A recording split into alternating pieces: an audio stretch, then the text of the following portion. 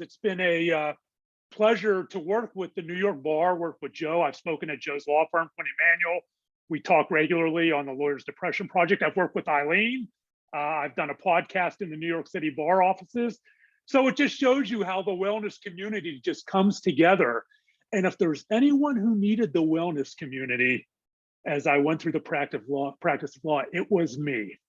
And I want to show, as an example, I want to take you all back to June of 2006. The Dallas Mavericks are going to the NBA championship for the very first time, hopefully for the third time pretty soon. But this was the first time.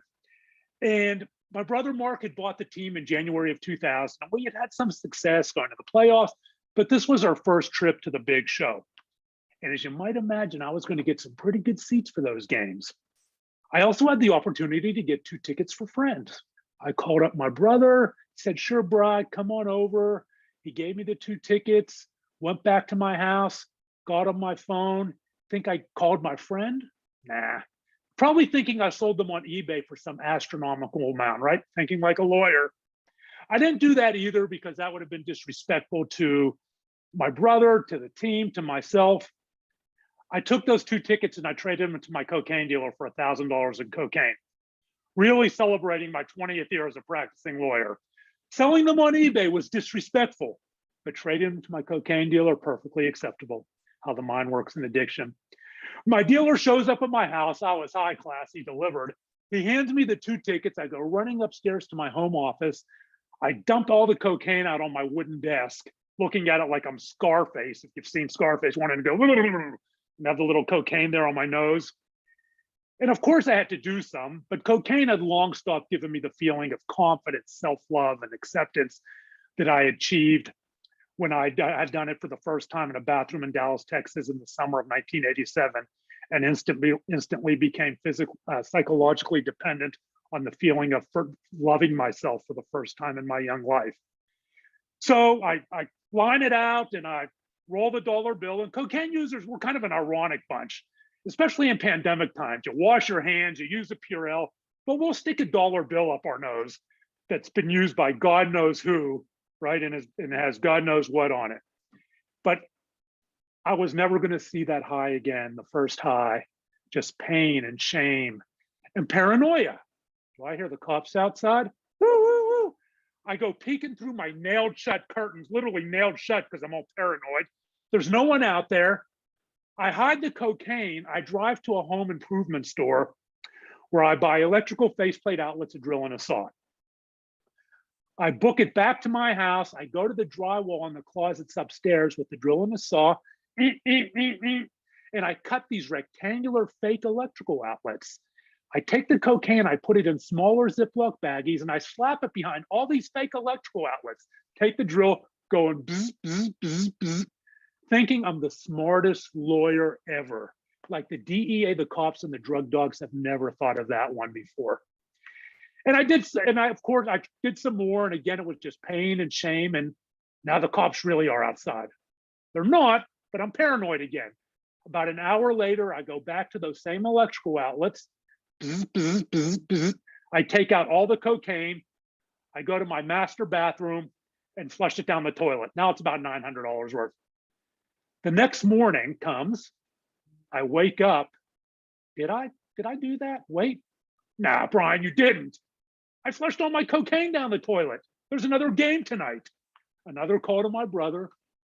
Go back over, get 2 more tickets. Another call to my drug dealer. He shows up at my house. He said, dude, you did all that last night? I didn't want to tell him I flushed it down the toilet like an idiot. I said, yes, I did it all. Give me more. Okay, dude, here you go.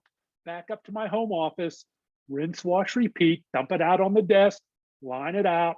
Pain and shame and chasing that high, chasing the dragon. And there was never an epiphany that maybe I had an issue. It was, maybe I need to change dealers. Maybe I need to switch out the Grey Goose for the Jack Daniels. And the paranoia again. I go back to those electrical outlets and I hide it all behind the electrical outlets again. Bzz, bzz, bzz, bzz. Seal it all up. About 2 hours later this time, it took me a little longer for the paranoia to rise to boiling point. I go back to those same I go back, pull it back out again, go to that same bathroom the second night in a row, dropped to my knees like I'd done so many times before, hoping or praying for someone or something to take away the pain of my addiction, and flushed it all down the toilet again. They say when Dallas flushes, it runs downhill to Houston. So I think some people in Houston had kind of more hops in their step those 2 nights. A hell of a way to celebrate my 20th year as a practicing lawyer. The quote unquote insanity of addiction, doing the same thing over and over the same way and expecting a different result. But we know it is not insane. It is a biological brain-based process that affects so many of us. Our profession, we know, whether it's alcohol or cocaine or whatever else other substance we're using, opiates, our family, our children, our colleagues, just so many. We lost over 100,000 people to fatal overdoses last year, and it's only going to get worse. And we know from the statistics that we heard earlier that for our profession, in terms of mental health, coming out of the pandemic, it has gotten worse. And it is going to be a challenge for those of us, people in recovery, those who may be on the line, and those struggling in many different ways to figure out how to reformulate that routine to get into some sense of normalcy.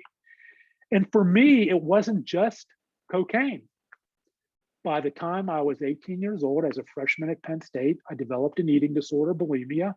Yes, guys do get eating disorders. Up to 50% of all those with eating disorders are male. And we know from a law student wellness survey done a few years ago that up to 1/3 of all law students suffer from disordered eating. And guess what happens when you don't get treatment, whether it's alcohol or whatever the substance is, or eating disorders or depression? You just kick that can down the road right into the practice of law and become a lawyer with an eating disorder. And eating disorders, until the opioid epidemic, had the highest mortality rate of any psychological illness. By the time I was 21, as a freshman at Penn State, I was a full-blown alcoholic, getting drunk every night, going to class drunk, going to class hungover. By the time I was 26, I was addicted to cocaine. At 44, my first of 2 trips to a psychiatric hospital after a near suicide attempt. 3 failed marriages, one more, I get a free set of steak knives, all failing around drugs and alcohol, jail, getting arrested, DWI. And then finally, Easter weekend 2007, beginning my recovery journey. And I had 15 years, April 8th, 2007, of long-term recovery. In all of that time, and especially when I was going through these struggles as a young lawyer, as a baby lawyer, I knew nothing about lawyers' assistance programs. And they were in Texas, they were still in their infancy back then. In Texas, it was new, and this was 1986. They were new, and so when I got my DWI, I went to the partner of the firm I was working at. No one said anything about a lawyer's assistance program. He mentioned lawyer, he said, get a good lawyer. No one reached out to me. And so I really went through my struggles kind of just learning as I went, and learning the hard way with steps forwards and backwards. And in doing all that, I never really had the opportunity to, because no one reached out to me. No one said, here are some options, whether it was a 12-step program or the LAP. And it was always avoidance and uncomfortability, even in my own family, because people don't know. And what happens when we don't know? We kind of stay in our own little bubble of comfortability, right? It is much more comfortable to stay where we are than to take that uncomfortable step out and call the lawyer's assistance program, to ask someone if they are okay. Because if you ask someone if they are okay, what do you have to risk? The response. You have to risk them saying, no, I'm not. And that is a lot. And to be able to burst through that bubble takes a lot. And it's something historically the legal profession has not been good at, but is getting better. And as I went from problem to problem, I just had no concept of what it was like to receive that help. Literally, in law school, I was an alcoholic, full blown. I walked through the doors of Pitt Law in 1983 as an alcoholic struggling with major depressive episodes, We didn't have a dean of students yet. Dean of students are a relatively new phenomenon in terms of law schools. So in those days, you go into law school and you're struggling with alcohol, you were either in a 12-step group, if you were lucky to help find someone that reached out to you, you were in a hospital ward, or you were not in recovery, trying to do it on your own. And to give you an example of what my 3 years of Pitt Law was like, I want to talk to you a little bit about my first year civil procedure class.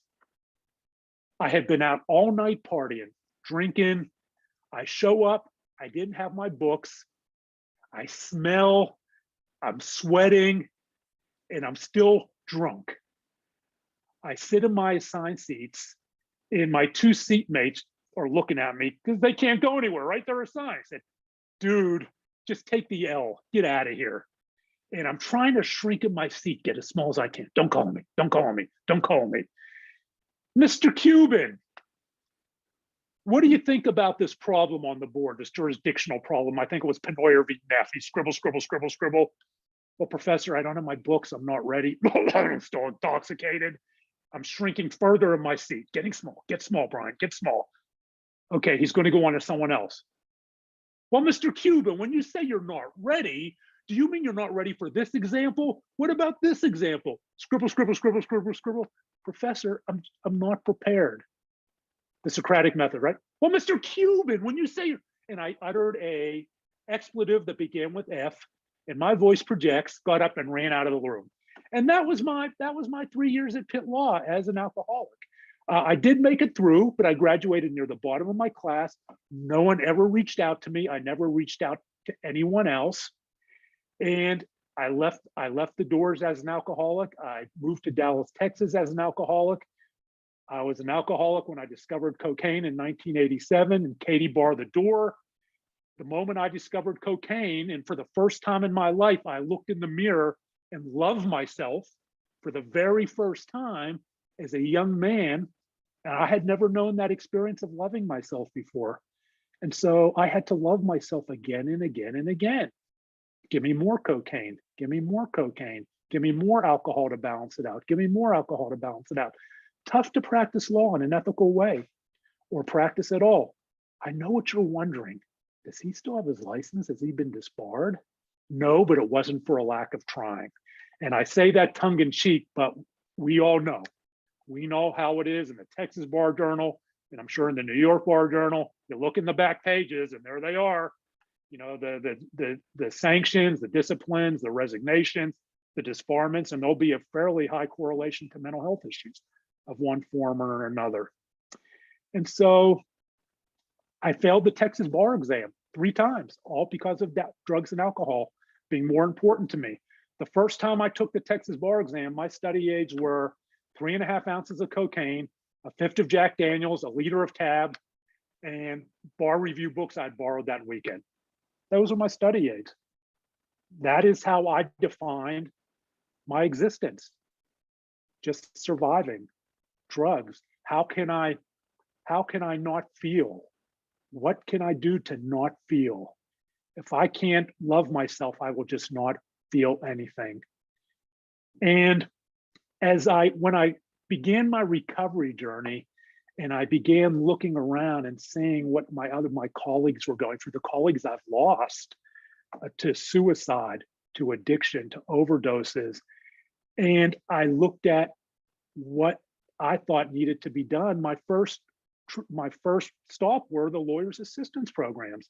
I got on the advisory board of TLAP, the Texas Lawyers Assistance Program. And in doing so, and in watching what they do and watching the struggles and being part of trying to find new ways to reach out to a community that is often distrustful of lawyers assistance programs. They said I can go a couple minutes over, so I'm going to give you an example. One time I was speaking to the Dallas Bar, and I was talking about lawyers assistance programs.